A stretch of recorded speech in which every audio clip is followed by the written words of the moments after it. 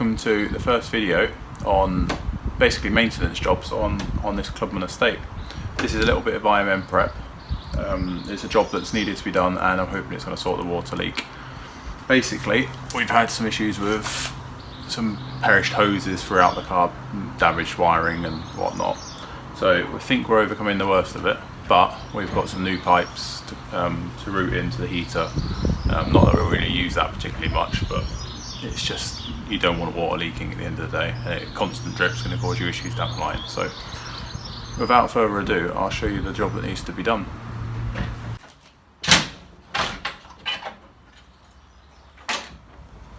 Right, so looking in here, this is the heater pipe that we're looking to replace. It runs off inside the car down to the heater. I'll show you that in a second, but basically you can see the damage that's been caused just by perish. Basically, this car spent a lot of time sitting, so I'm hoping it's going to sort the water leak out. So for the sake of a few quid, we're going to sort it. Right, so moved inside the car now. The pipe that's in the engine bay is this one. Runs through the bulkhead and comes down and joins the bottom of the heater. Ignore the surface rust on the heater. Like I say, this car spent a long time in the damp. There is another pipe just above it, up there, you can see. That one's been replaced at some point in its life and it's pretty good.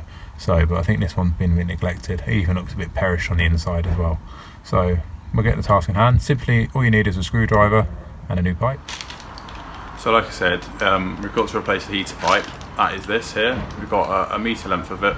It's enough to do both sides, but it's brand new and in a lot better condition.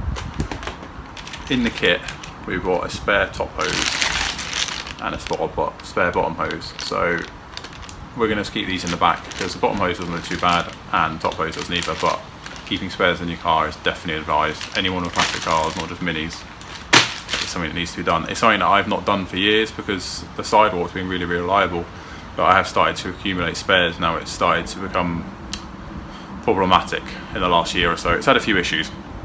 Definitely worth keeping spares with you. So let's crack on with this job.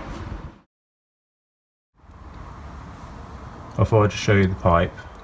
So there's the main crack that you can see on the top of it, and there's where it went into the back of the heater tap. It has actually been flushed, the coolant, before in this, so I've done this before, but yeah, look how out of shape. It's actually almost like it's melted. So definitely needs to be replaced. Just got to get it out of there now. Right, so we're inside the car now. Got the screwdriver and we've got a jug just to catch any excess water. So let's get to it.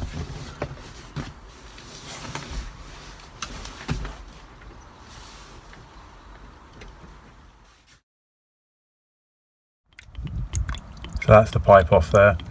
It's good to know the water's nice and clean coming out, or it has got an actual antifreeze mix in there, but it doesn't look like it. But yeah, caught most of it. Oh well. Let's get the pipe out, I'll get the new one in straight away.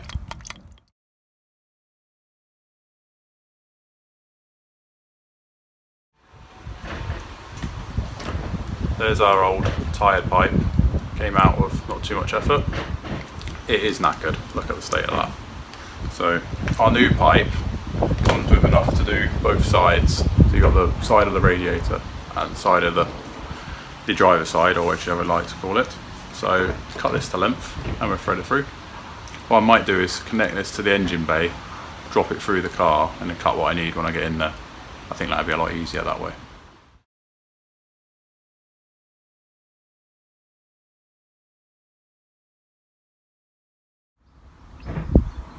Right, so back inside the car you can see how much excess we've got.